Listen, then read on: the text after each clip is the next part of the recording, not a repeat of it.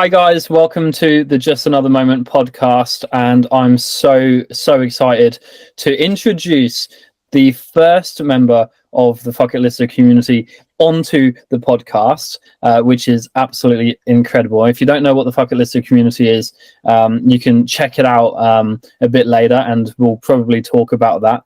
But Betsy is absolutely amazing. She's got such a beautiful spirit, always smiling, always happy. 29 years in the Navy, traveled the world, experienced burnout and her own journey coming back through the burnout and mental health. And yeah, she's just an absolutely incredible guest. So welcome, Betsy. Thank you so much for being here today. Thank you, Arthur. What a wonderful introduction. No, thank you. It's so wonderful to have met you through the Fuck It List group, and that is really an amazing group of people who are all doing incredible things, like all the things that you're doing with your company and with this podcast. Very happy to be here today. No, amazing. I'm so pleased that you can be here as well. It's I always find it a privilege actually to just have genuine conversations with people every day, and then being able to put it into a podcast so other people can hear our stories and our lessons and all of that. It's such a privilege, to be honest. And when you put your hand up and we had our first conversation, I was like, such a breath of fresh air, and so many like experiences as well. Like I've always wanted to be in the armed forces in Australia, and that just comes back down from a background of my granddad, and a lot of my family have, not directly, but like my grandparents and uncles and stuff like that. Never something that I ever got to do. But yeah, and then so right. Meeting people, I always instantly have a huge amount of respect and instant connection there as well, because I know how challenging it can be. But there's something still even today that draws me into that sort of space. So but like tell me like where you started, like, you know, a awesome long career in the Navy. It all started actually because I was a rebellious oldest child with very strict parents, and I wanted to get out from underneath their thumb. You know, I don't have some, you know, grand story about, you know, you hear about in my country, after 9/11, a whole wave of young men and women joined out of, like, not just young, older folks too, who came back in after that happened and, you know, wanted to serve. And for me, it was a way for me to become independent. Yeah. Okay.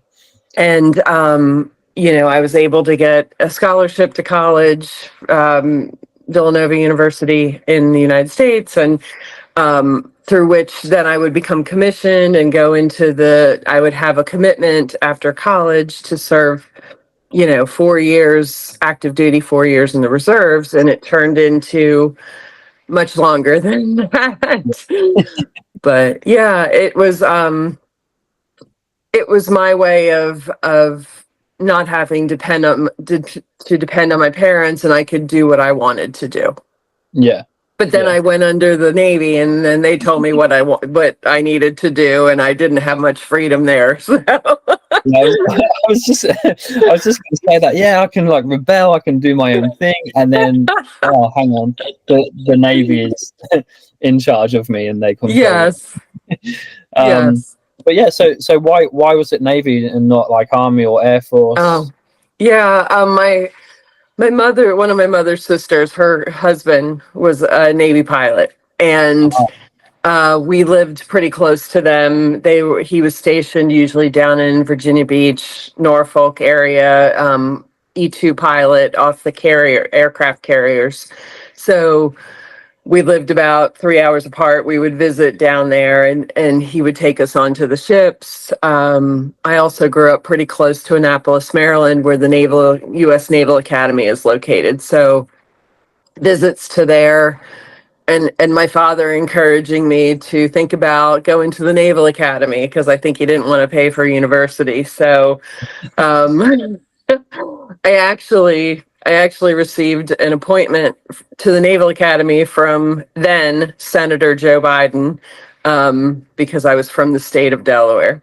But Yeah. I ended up going instead through an ROTC program, which is like you have a more normal college experience where you're more of a normal student than going to a military academy.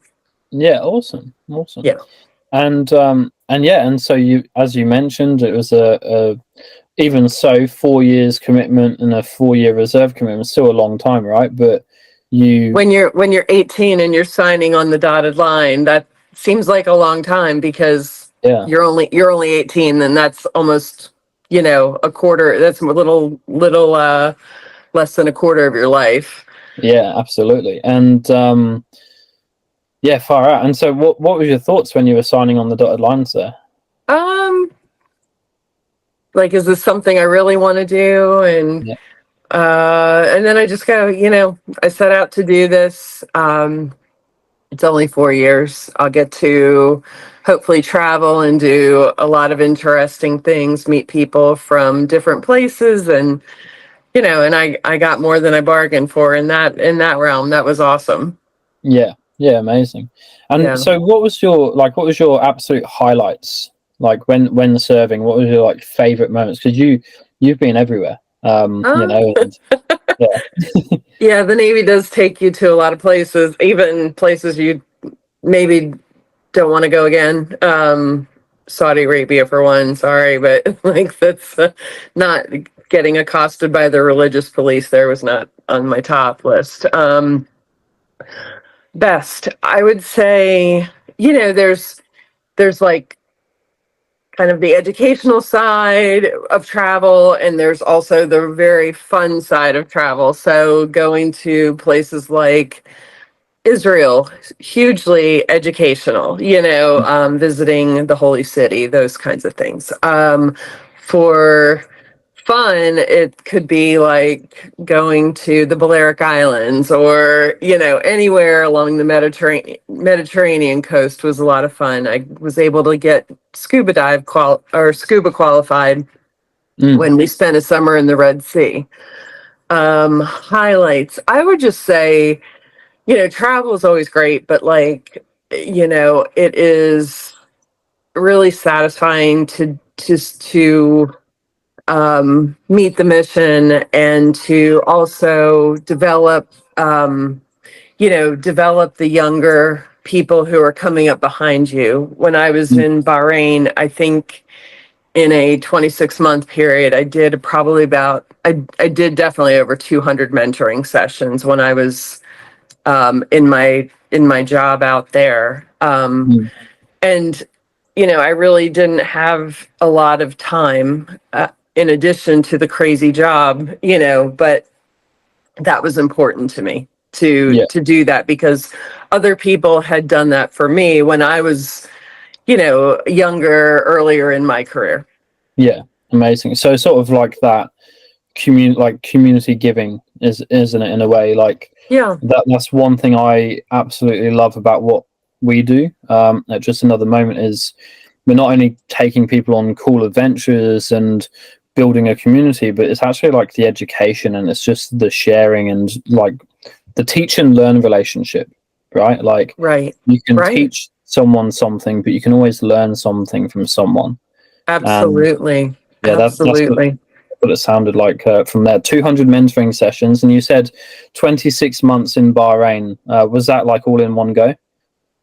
Yes. Yes. Yeah. So I was what they call the N4. So I was in charge of supply chain logistics, engineering and infrastructure, ordnance, um, everything from helping ships get what they needed for maintenance periods in Bahrain or in other places, just the day-to-day fires that we had to fight with supporting the ships, as well as creating a longer term vision for what does logistics look like for the and supply chain. What does that look like for the US Navy over the next 20 or 30 or 40 years?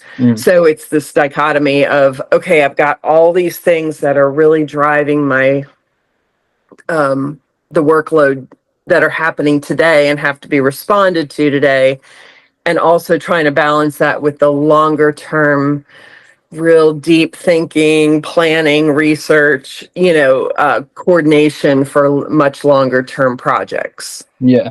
Awesome.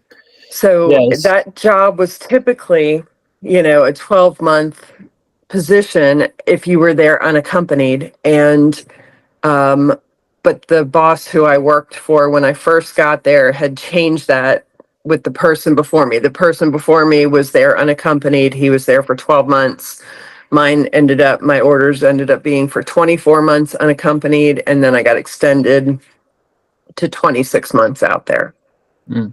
So yeah, it looked like you only meant to go for 12 and then extended again. And how did that play on your mental health? Like, if you got your home back home, but you're not there, right? And Right. like, how did that impact you? Right. It was a hugely demanding job, and it was always 6 days a week, often 7 days a week. Our days were often 12 or more hours a day. So doing that for 26 months was a tough, it wore me out. It burned me out. And there's some other things that I'm sure we're going to talk about that happened in between, those 26 months that made it even more challenging. So I did feel pretty isolated. Luckily I had made friends who were always inclusive, like they were there with their families and those kinds of things. So I was often invited to join them and do things with them, which was, saved my life, really, probably. But it can be very isolating, the military, depending on what your job is, what your rank is, who you're allowed to hang out with by fraternization rules. Like if you're you have to kind of stay within your pay grade, and I was the only female there at my pay grade, and so I had to have male friends because not that I wouldn't anyway, but you have to find your support group wherever you are. Yeah, absolutely. And it's tricky, right? Like, I speak to a lot of people and they say, I don't like sense of community. I haven't found my tribe, or like haven't found that that group that connects. But if you're limited by choice, you don't really have a choice. So how Right. did like those relationships, I guess, start and were maintained? Because like it's not always easy to get along with everyone, right? And sometimes you have to. And did you experience that when you were out there? I really found that I had a really nice group of friends who were, outside of my workspace, I would say. Like, I had a team of about 50 people for my team, but outside of that, I had other friends who were my peers. And one of the most fun things that I did was join the British Club in Bahrain, and it was so nice because it had a chilled pool, because Bahrain is miserably hot for most, not most of the year, but at least 7-8 months out of the year. And I would have with one of my peers, we would go on Friday. Friday's the holy day in Bahrain and the Muslim country. So we wouldn't have off that day, but we could come in a little bit later. So we would go and play tennis. We would start the minute that the British Club opened. so we could play tennis before it got too hot. And finally, that was like 7 o'clock, by about 8:30, we were in full sun, and we had already, worked ourselves pretty hard. And we would just go there and have breakfast and a huge beer. And Yeah. it was this Friday morning ritual that I just looked so forward to every week, like to get exercise, to be outside, even though it was brutally hot. And then, okay, reset. Okay, now I'm gonna have a beer. I'm gonna go home. I'm gonna get a shower, and I know I have to head into work soon Yeah. thereafter. But it was just this nice little reprieve and little bright spot in the week. Yeah. No, I love that. And we spoke last time. There was a couple of things that you mentioned. That the first one being, it was difficult for you to go out in nature and to get that sort of like relaxation for yourself, or Right. that reset, because obviously you're on base, and there's like safety things that you would have to consider, and yeah, so like how did you find that level of isolation, or that level of containment, I suppose, because Right. you mentioned, like, for your mental health, like later on, being able to go in nature and have time to yourself and whatnot is Right. one of the best healers for you. So how did you cope with that? And was it like a dangerous area to be at that time as well? I would say it's not. Bahrain's not very dangerous in that way. There are a lot of expats who live there. It's more of an internal conflict Mm, within the country, supported by outside actors. But for us, not that dangerous, unless, I mean, you don't look for it. You know what I mean? Like, you're always kind of aware of where places you shouldn't be. But excuse me, because of the heat and humidity in that area, for me, I don't, sometimes I would get up and it was already like 110 at 6 o'clock in the morning, 110 mm, heat index. So morning is often my time to go out for a walk, to be among the trees and birds and all of that kind of thing. And, in my home now, but there it just, for many months, it's not even possible because it's just so brutally hot. mm, And so what I found was that I had no, other than going to the British club, playing tennis once a week or whatever, and hanging out at the pool with friends on a Saturday night before we start the work week on Sunday morning.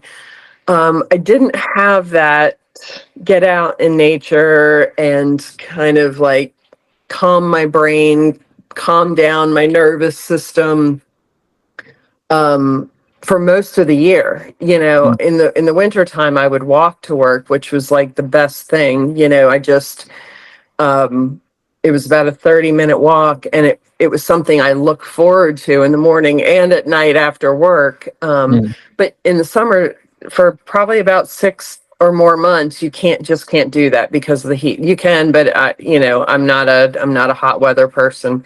So, and there's not like a park that you go to that has trees that you walk through and birds singing, and I mean, there are birds there, but like, it's just, you've got traffic, you've got a lot of other noise, construction noise, that kind of thing, that you just kind of can't get away. Where you go into the woods in the UK or in the US, and you can just get lost, and everything gets reset and cooled down and refreshed. And that just, I didn't have that.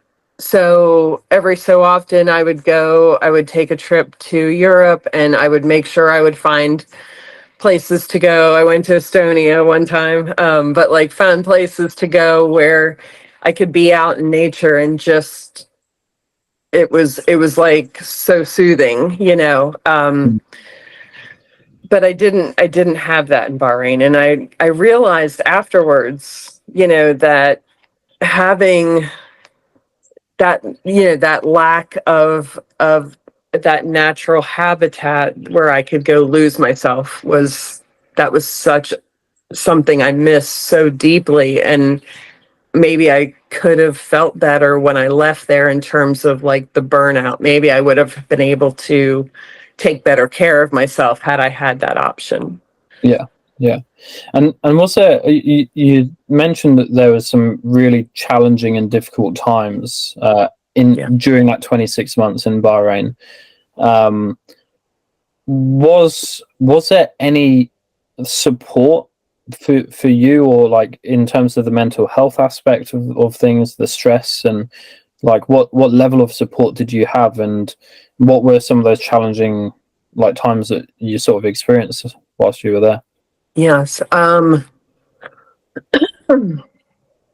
There's definitely support there. In terms of, there was like a small medical clinic. They had a couple different counselors that you could go see.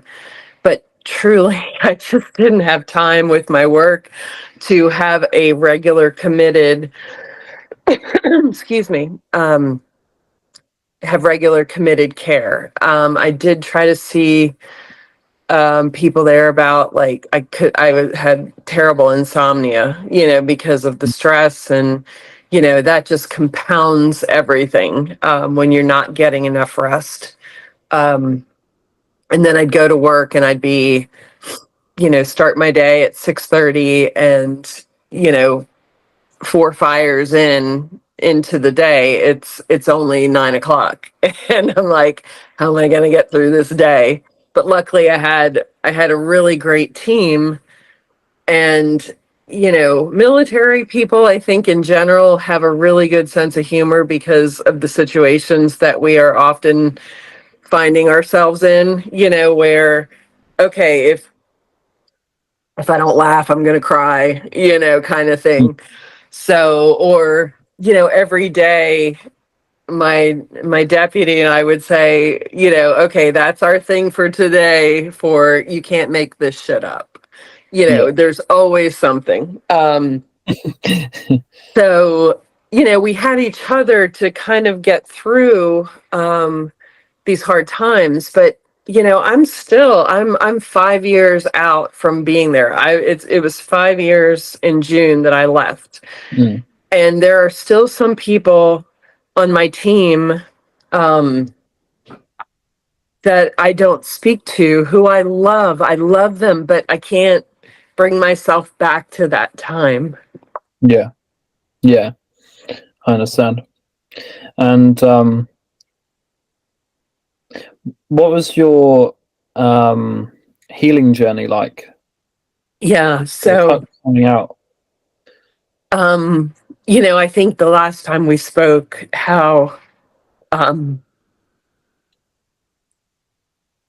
can take your time as well. I'm sorry. It's okay.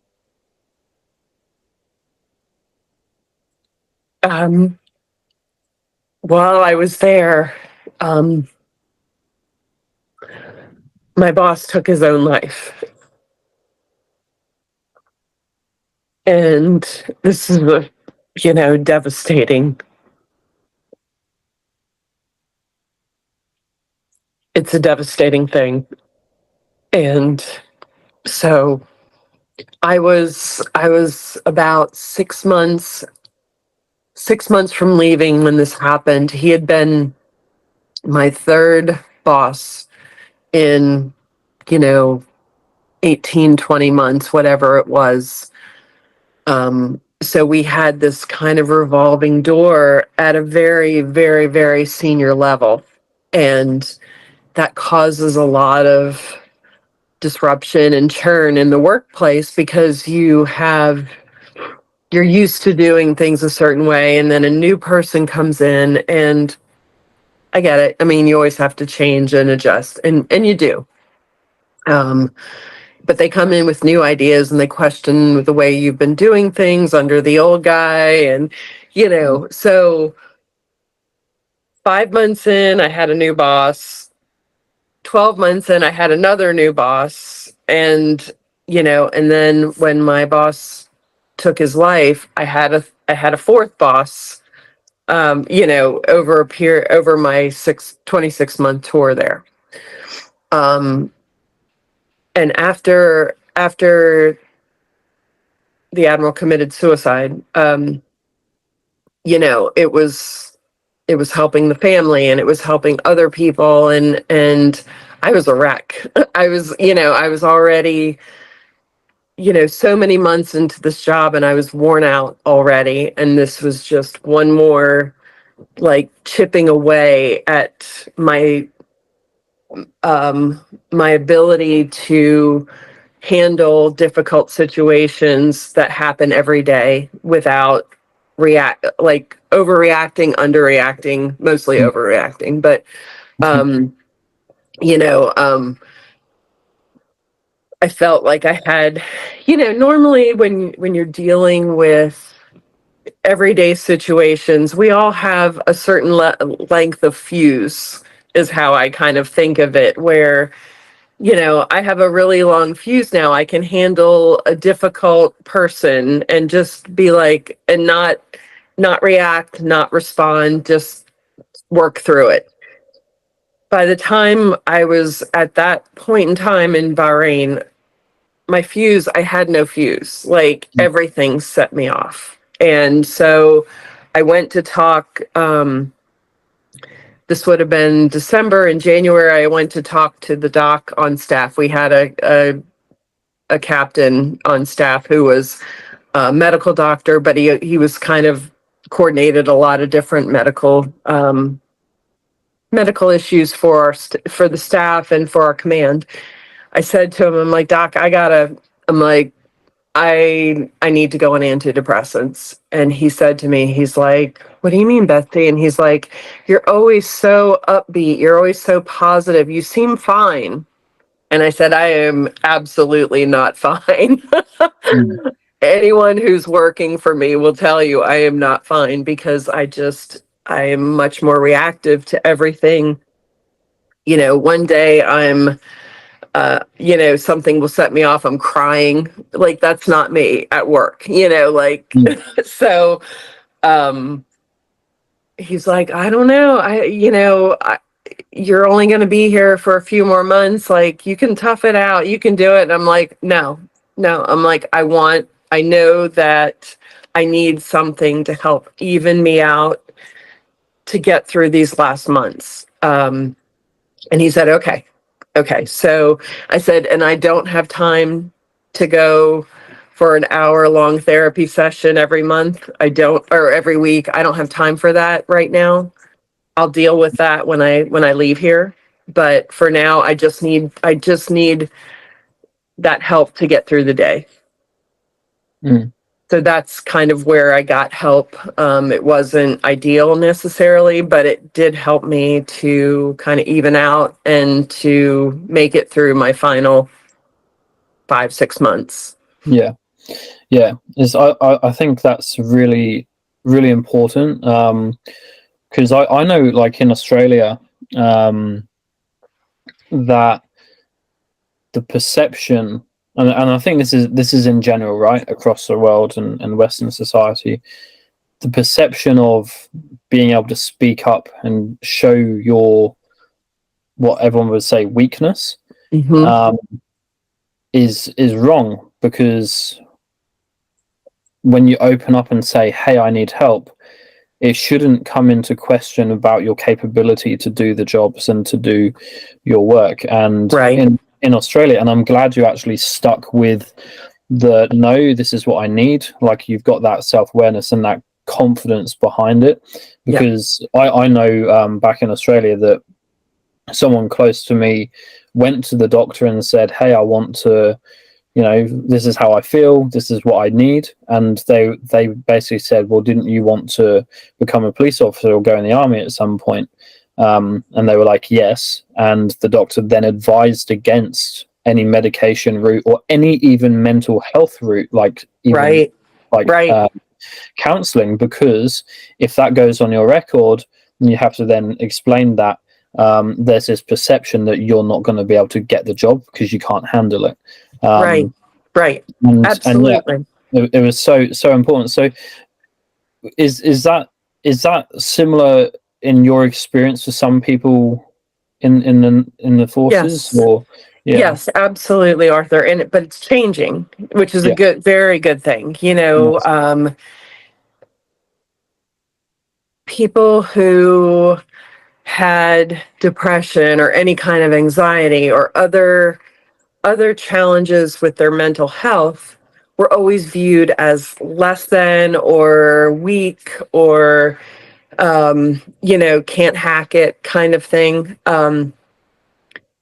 And there's still some of that, but in general, there has been a growing understanding of how, at least in the military that I saw, of how military life can contribute to so many of these challenges with being separated from your significant other, your spouse, your partner, your family, your home, your everything for months on end, and being sequestered in these environments where it's very high pressure, very relentless demands. And, in the worst cases, like so many of our militaries, not just the United States, have seen these wars, and combat situations and danger and seeing things that nobody should have to see, and it's, well, definitely don't want to steer into politics here, but like, it's not just the militaries, it's the people who live in the locations where we are, who are so deeply impacted. But on the military side, there's that growing understanding of how we need to help these people. There are people who are taking their lives or taking other people's lives because they're so deeply wounded by, what they've experienced, or they're it's not being, we're not being attentive enough and seeing the warning signs or intervening at an early stage where we can really kind of shift the course of that person. Yeah, absolutely. And there's not the punitive part of it anymore. Especially for someone who's like in a, like you said, in a certain kinds of roles. Like for us, it could be intelligence, it could be special forces, it could be, a myriad of different job specialties where mental health is a big, something that has to be looked at. Yeah, absolutely. I find it, it's so fascinating, isn't it, that there's so much that can present as a warning sign, but it's often missed because it's not like it's a physical injury. You can't see it. Correct. And like I said before, you're always so happy. You're like that's how you come across, and then there's still wounds within you, right? And you're still feeling. People can cover it so easily. Exactly right. Yeah, absolutely. And one thing I wanted to ask as well, last time we spoke, but I think this would be like really important, without getting political, of course. But I've always come from, like, my desire to join the forces was always around helping people, right? Like I saw what my granddad, well, I never saw what he did, but like I've heard, his role was in ordnance. He was bomb disposal technician, and ultimately he was there to protect the peace and to protect people, making sure people aren't going to, come across a bomb on the side of the road and so on. And ultimately that's how he lost his life. And that's that's a big part of why I do what I do. But so from my point of view, it's not about the aggression of war and the dark side of war. It's about all the humanitarian work and the stuff that goes on, right? Because if there's things happening in a country, is normally like, well, it could be like internal, right? And then there's a whole population of people which are being displaced and need food, need shelter, need medications and so on. And that's where the army can come in. And like, is that your experience? Like, because there's two sides to it. A lot of people think the army's a terrible thing or the forces are a terrible thing. Right. But there's so much good that is done as well, right? Right. And I wanted to see what your thoughts were around that. Yeah, I was stationed in Africa for a year in the 2010, like 2008 to 2009, and East Africa in Djibouti. We did a lot of community building, development projects where, okay, a village does not have access to clean water, so they have to walk miles to a river, and oh, by the way, there's crocodiles in the water, so people are getting killed when they're just trying to get a basic need met. So we were building wells, we were creating clinics, medical clinics, but maybe there's one even specific to an HIV clinic. We were renovating houses, those kinds of things. And we had civil affairs teams who were embedded in different communities, especially ones that were at risk for extremism, to help those communities to have what they needed to, to have education and clean water and medical care and those kinds of basic needs. And then I would also say that after I left Africa, I went to Italy and I was working with Africa projects, which included, planning for evacuations in the case of like different disasters or political uprising kinds of things where, there's an election and there's a coup or whatever, the election doesn't go through and there's protesting and then there starts fighting. So how are we going to get innocent civilians out, and that kind of thing. So absolutely, I think you're very right that the military combined with, especially with different non-governmental organizations, can really have a positive impact in the areas where they're operating. Yeah, amazing. Yeah, I've always wanted to sort of have ask that question, and I think unfortunately all of that stuff is boring if you put it in a movie, right?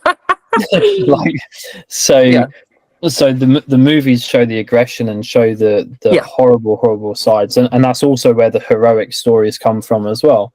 But really giving the opportunity for people to be safe, to have the basic needs that we take so much for granted is super important. So I really love that, and that's one side that I told you I went and got my Bachelor of Business and majored in logistics and supply chain management after I didn't get in the army, so I could come back and be like, this is what I got. I am serious. I'm back. And then a couple of classic Arthur accidents happen, and that never sort of came out. But yeah, I think it's such an important thing. Like in terms of humanity, I've just finished a book, The Courage to Be Disliked, and it talks about horizontal relationships with people rather than vertical relationships. And this would be interesting actually for you, because in the forces, vertical relationships, right? I'm above, you're below, this is the order. But when you take yourself out of that organization, as an example, the book discusses that having horizontal relationships is the key to happiness. So you might have people which are slightly ahead of you in terms of the path that they're on. But if you're all on the same road, not everyone can walk on that same road side by side. Right. Some people are going to be moving faster, others are moving slower. The people sometimes in front of you are slower than you, so you're going to overtake them, but people behind you are faster than you as well, so they're going to overtake you. Right. But it doesn't mean that there's that hierarchy. Better or worse. Yeah. Exactly. Everyone's equal and everyone's trying to literally just live a happy, fulfilled life. And they're all on the same path. And yeah, I found that like really interesting coming into like interpersonal relationships and so on, and ultimately doing good for other people, businesses, communities is what a lot of like is good for mental health. It's part of the recommended acts in terms of well-being, and yeah, and that's the one thing I appreciate the forces for. You know, so yeah. I had a when we were in Africa, had a friend. She was an Army lieutenant colonel at the time, retired as an Army colonel. She would lead teams into mostly Ethiopia, but they were what we call medcap or vet cap. And one's medical, one's veterinarian, but basically she would arrange for groups of doctors and nurses to go to different locations and bring all the supplies and equipment to help the local people to receive different medical care, various care from this group of doctors and nurses. And I also had a friend who's the commanding officer of the USNS Comfort, a medical support ship that would travel to different ports, and they would make arrangements for the same kind of work where people in the local communities could receive the attention that they were not receiving. And it's a way to build community, goodwill, take care of people. And I think it's such a powerful mission. Yeah, I love that. That's like everything I would love to get involved in. I know. It's like, oh man, yeah. It's really feel good about the work you're doing. Absolutely. I think, and that's the thing, so many people, and I understand it's how society works. People literally have to exist to do the jobs that no one wants to do, and that's the sad reality of life. But if anyone's lucky enough to be able to pull themselves out of that and be able to do something of purpose and meaning and something that really fills your soul and is helping and giving what you're doing. Yeah. But what I'm doing or what I'm trying to do is like, create that. And for me, I had no other option really. Like I figured out the three things that I really wanted to do, which was adventure, build a community, and educate. And when I say educate, it's not educating others, it's educating myself with others, right? So we're all learning as a group, and yeah, like it's a challenge doing a little startup, but we're getting there. But yeah, so on that topic, because my things are helping people overcome their mental health challenges through adventure, community, and education. You have mentioned that nature is the ultimate source of healing for you. Do you want to tell me a little bit about that? You've talked about the birds and the fresh air, and your winters in Bahrain were your favorite because you could walk and just experience. Yeah, how did that help? Like, because I understand in the forces, when you come back off deployment, you normally have like a 2-week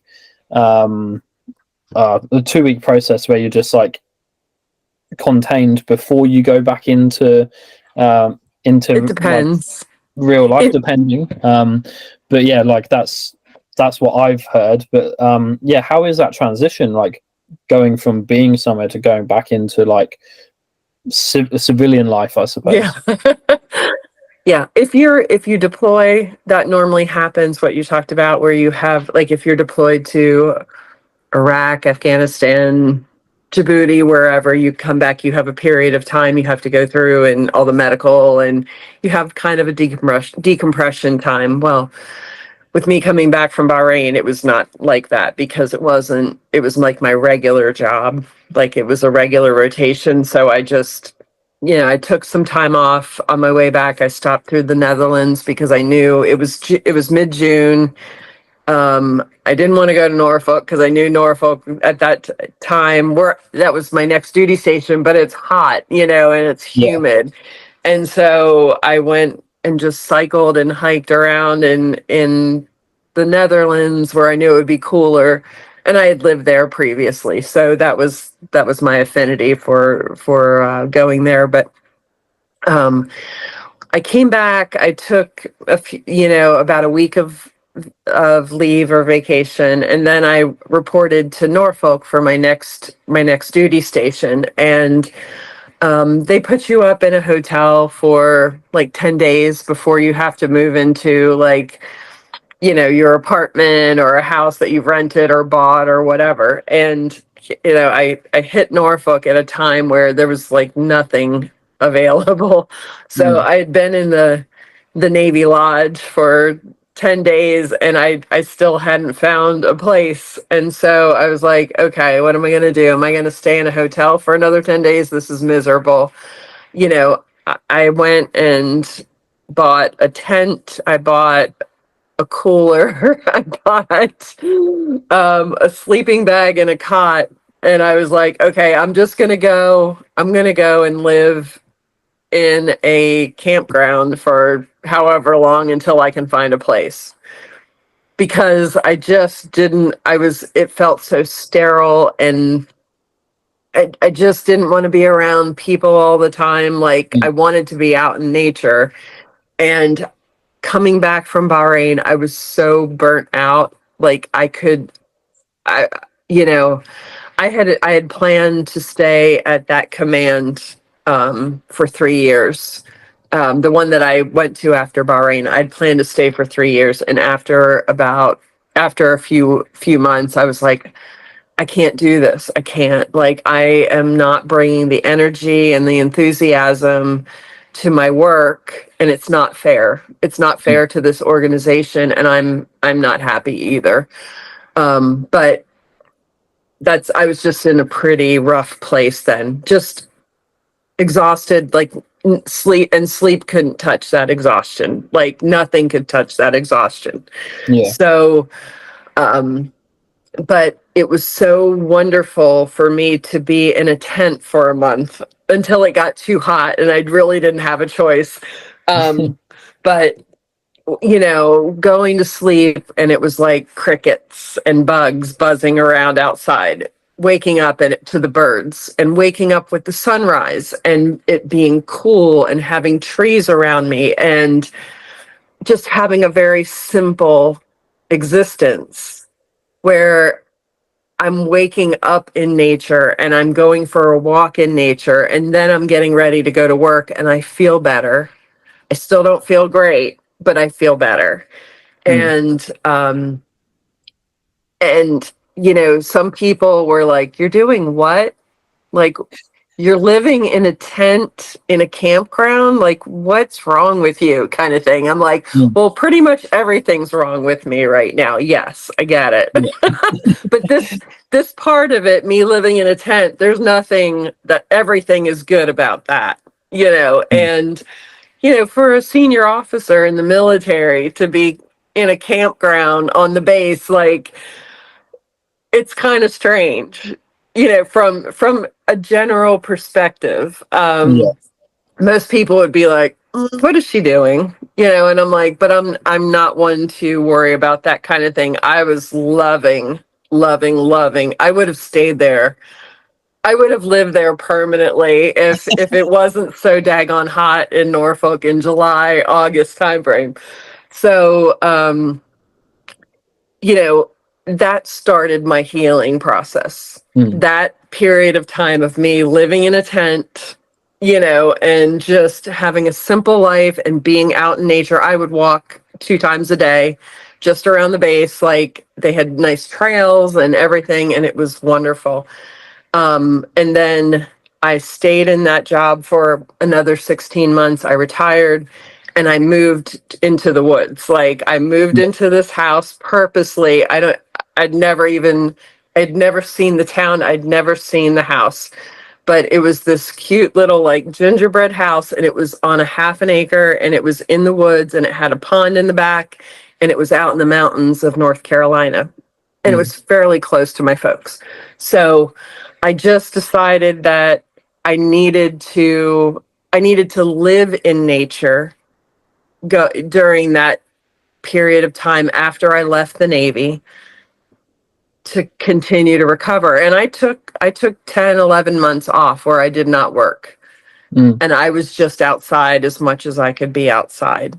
And, and I started going for therapy. I had started therapy and that kind of thing to help me through the burnout and, the sadness of like the loss of my boss, the anger at him, all these different crazy emotions that you have. And, and then finally, after about 10, 11 months, I was ready. I was ready to kind of pick myself up, dust myself off, and try again. Yeah. But it was for me being surrounded by beautiful nature, being able to walk every day outside and just kind of recover. Try to get back to who I was before. Yeah, that's so beautiful. It's that you hit the nail on the head around everything that I'm trying to sort of do, right, is using nature to just reconnect. And it's not just reconnecting with yourself, but it's reconnecting with nature, becoming one with our home, which is Earth, and then also connecting closer with other people, and then on a deeper level with ourselves. We become so disconnected with ourselves sometimes that I've said for a long time, and it's on my bucket list, that the one thing I really want to do is sit in a field with no people, no technology, just my tent, my little campfire for 2 weeks. 2 weeks complete isolation, camping. And if that you can sounds wonderful. And I say, if you can get yourself through that and you can connect at a deeper level with yourself through that experience, obviously I need to experience it, but I believe coming out of that is you're much more grounded and much more peaceful. Absolutely. The only I've camped before, like on my own a couple of times, and only like 2-3 days, and I absolutely loved it. Just the fresh air, the sunrise.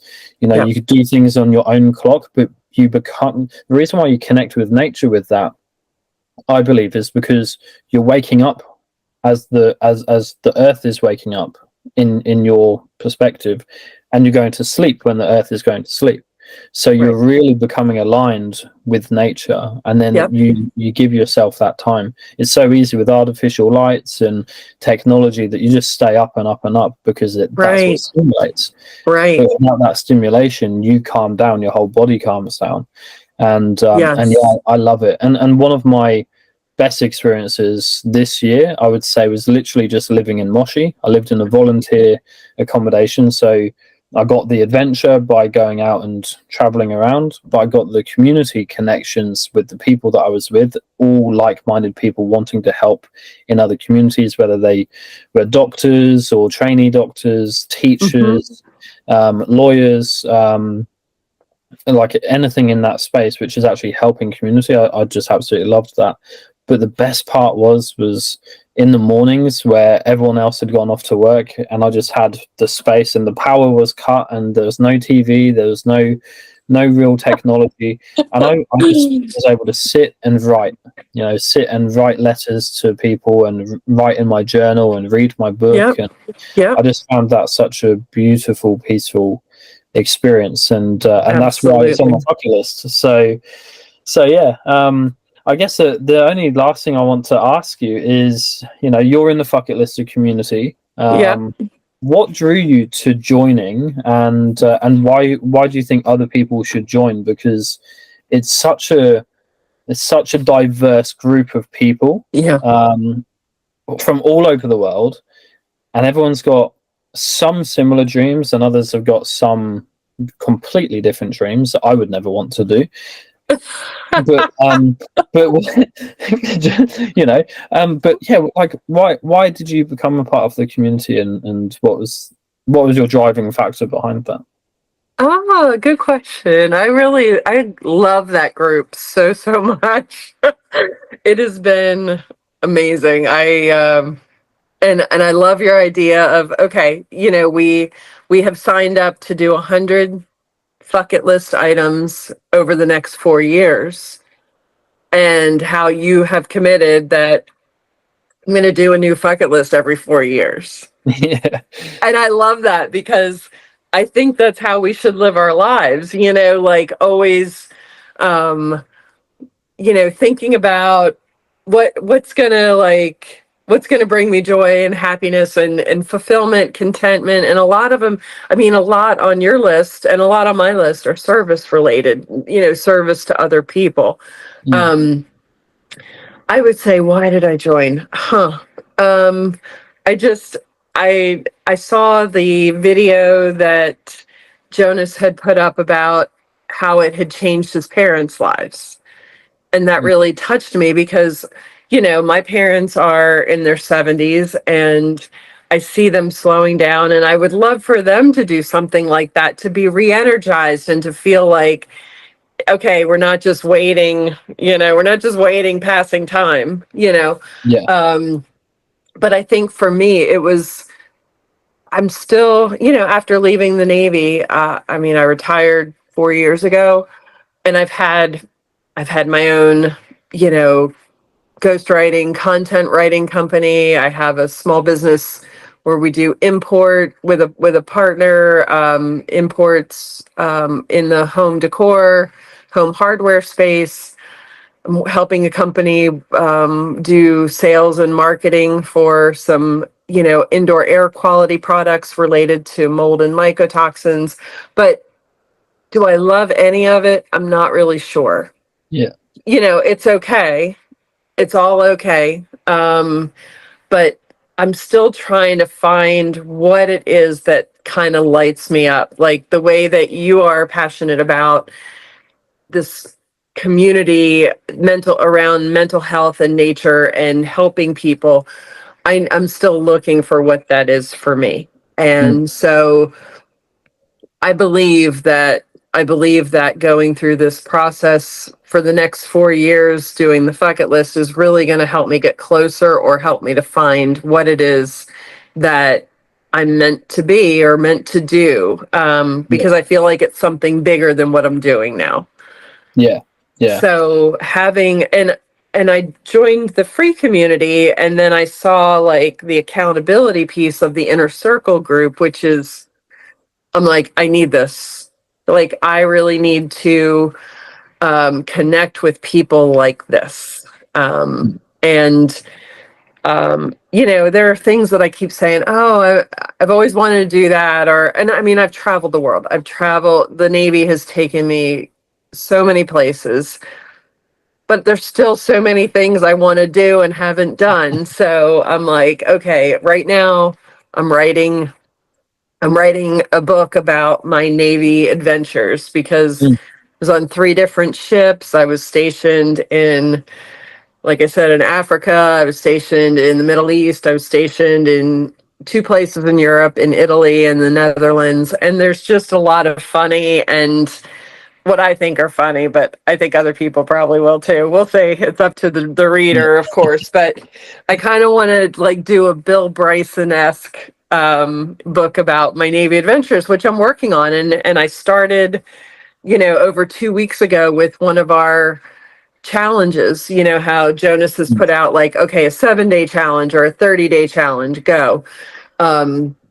So I'm in the process of doing a 30-day challenge, where in addition to work and everything else, I've committed that I will spend 1 hour every day for 30 days writing about my Navy experiences. And, it's amazing how much progress I've made just by committing. Yeah. I mean, it's been, I don't know, 16 days that I've been doing the writing, 17 days maybe. And it's amazing how much is done because of this one challenge. You know, so that's what I love about the Bucket List group, is just really like, you got to dig in and do the things that you say you really want to do, and you find out if you really want to do them or not. Yeah, definitely. I've found that out for sure. You commit to something and you go, oh man, why did I commit to this? Like, but it's so good, and like that example, your day 16, day 17 now, committing 1 hour a day to it doesn't seem like much in the grand scheme of things. But if you said, I'm going to commit 30 hours this month to doing this, you wouldn't do it. Right. Who's ever going to find blocks of time that get you to 30 unless it's your primary job or whatever. Yeah, but exactly. And so that's the beautiful thing about it, because what we have is a very easy, simple to understand and use process where we take our big goals and we break them down into small actionable steps. And he's the Bucket List community, and Jonas has really developed and designed something that applies to pretty much any coaching practice, where you have a big goal, that's what you want to achieve. How do we achieve it? We're going to recreate your habits. We're going to set the small action steps and the smaller goals in order to achieve the big goal. And it's so beautifully, easily laid out that, like, I literally say it's more valuable than a gym membership, because if you wanted to improve your physical fitness, you can do it through the habit building practices on this without ever going to the gym, because you can go for a run, you can go for a bike ride, you can do your push-ups or your sit-ups or whatever it is. Right. You can set that up yourself, and the cost of this is so, like, the daily coaching that you get, the accountability partners that we all have, the mentorships that are available between each other. The value is unreal, right? And I love it. And I think a lot of people stress out. Like my mum, for example, and the reason why I want to be part of it is because I see my mum. She's always wanted to go to an active volcano. Right? She's 60 this year, never been, but she's always wanted to go. Like probably since she was a teenager. Right? So let's say 45 years she's wanted to go to an active volcano. They've had enough money to be able to do it. Lived in England for a long time, pretty close to Iceland, or Italy or whatever, right? And just has never done it because I can get round to that. But right. If what happens in another 10 years, or there's always time until there isn't. Exactly right, and that's the beautiful thing about this, is trying to achieve as much as you can in and around your everyday life is so beautiful. I love it. Yeah. So yeah, well, I think it's one of the best things, one of the best decisions I've made for myself, to be honest. And I'm not going to say how many years, but I'm not old enough to be your mom, but close. No, but it is such an affirmation of like, I'm worth it, and the things that I want to do matter, and I'm going to make them a priority. And it's just this community is phenomenal. I'm just thrilled to be a part of it. Yeah, it is beautiful, and it is that, isn't it? It's taking, a lot of people give back to others a lot of the time, without thinking about themselves, and I'm one of them. So, and you said like our lists are fairly similar in the sense that it's acts of service and it's giving back. However, there's something about the act of giving back which is selfish in a sense to me, right? Because if I'm helping other people because it's on my list, because that's something that I want to achieve, it's something that I want to achieve that fills me up. So it's like a selfish act that I can do something selfless.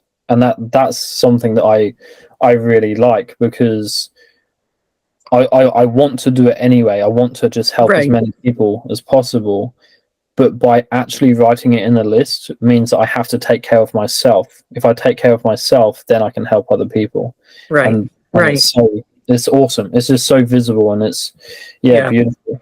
I So wish I yeah, had well, more hours of the day to devote to it, you know? absolutely, absolutely. So what's before we wrap up, what's your number one item that you would want to achieve? On Like my list. if it was like your final boss, or if it's, Okay. just one thing that you think is really cool. So I have them right here. Yeah. Oh gosh. I think the biggest one that I want to do, and I've been thinking about it a lot. One of my list items was to go on a multi-day silent retreat. And I did that a few weekends ago, and Mm, it was wonderful, in so many ways. Like when you talked about going out, how you want to go out into your tent completely disconnected for 2 weeks and just have the space to think and to enjoy and to relax and all those things. One thing that came up during that retreat when I was, and it was not a religious retreat, but it's a religious affiliated location. So one of the people who I had the chance to speak with when we were not in silence, I told her about the bucket list mm, and how it was making such a positive difference in my life. And, my number 40 on my list of 100 is to create a foundation to honor Auntie Helen. So my Auntie Helen was a Catholic nun, and she passed away almost 5 years ago now. She was in her mid to late 80s when she died, and she had been a nun for over 60 years. And she, I have a theory about nuns, about, why they all live to be like 80, 90, 100. They never get married except to Jesus, but no. but no stress. They don't marry, they don't have kids. They don't have to worry about basic necessities in life because the church provides housing and food and healthcare, that kind of thing. And they do work that is meaningful to them. And I think that's a huge thing that a lot of us don't have the courage or the option to do. Mm, So, but I want to create some kind of foundation, nonprofit in her honor, because in her last um, in her last 20 years of work, she worked until she was about 83. She was bilingual. She was fluent in French because that side of my family is French Canadian. Um, she helped many immigrants who came to the Boston area, a lot of them from Haiti, but also from other other countries that may have spoken French, but maybe not. Maybe like Portuguese. Like there were some people from Brazil, from Cape Verde Islands, but a lot of Western African people were coming to that area as well. And she would help them she would teach them English. So she was like an ESL, English as a second language teacher. yeah. But it went so far beyond that because she was helping them find housing and helping them if their children were having a challenge in school, or helping them find work, or helping them find donations from the local community, whether it was furniture or clothing or whatever. So I think that's the biggest thing on my bucket list. And I think the pursuit of that item on my list is going to help me to unlock what it is that I really could be doing that is more beneficial to people outside of myself. Yeah. I love that. I So, think, when you find the thing that helps others but fills your cup, yeah, it, yeah, it, it just becomes so much more beautiful, and life is just full of opportunities and full of possibilities yep, when you can see the positive nature in each and every day. And if you're doing something that you love, it's never going to be work, right, Right. And if But it has meaning, maybe I'll be like a nun and live to 100, you know. yeah, exactly. Awesome. Well, thank you so much for Thank you, Arthur. I'm coming sorry I got a on. little teary-eyed at one point, but No, it's still, gosh, 5 years passed and it still hurts, you know. absolutely. So It never won't hurt, will it? yeah. You know? And I think that just shows like the beautiful character that you are. Is you have those deep feelings, and you can feel and you can share your emotions, and it's so important to. It's like we don't hide our emotions, or like many people hide their emotions because it's that perceived weakness. Right. And Right. by hiding that, you're not expressing, you're not getting it out, and you're Not not, getting it out of you know, inside. Yeah. yeah, because it's a Unbottling. nervous system. It's a nervous system thing, right? That like when you experience a trauma or you experience something that, like a event like that, it can hold and stay within your body, and like the tears are like that first emotional release, and there's so much more within Right. you that, you know, if you can shake it out, you would love to, right? Absolutely. So yeah, it just shows how much of a beautiful soul you have and a beautiful person you are, and Thank you, Arthur. always Same. being able to smile and you make me smile a lot and laugh, which is just awesome. But Good. you shared some amazing stories and amazing messages today, and it's, yeah, I'm really grateful for you to wake up early as well and take the time to be here on short notice as well, because I did say, hey, like, are you going to be available before I leave? And you're like, oh no, and then I was like, oh okay, and you're like, I'm available. So no, I really do genuinely appreciate it. And is there anything that you wanted to share before we wrap up today? Any positive message to someone or people in general? What would you like to share, if anything? I would say, you know, when you're going through a tough time, you know, don't isolate yourself. I've learned from that. That's one thing I've learned, because I'm a little bit on the introverted side, so I tend to go inside.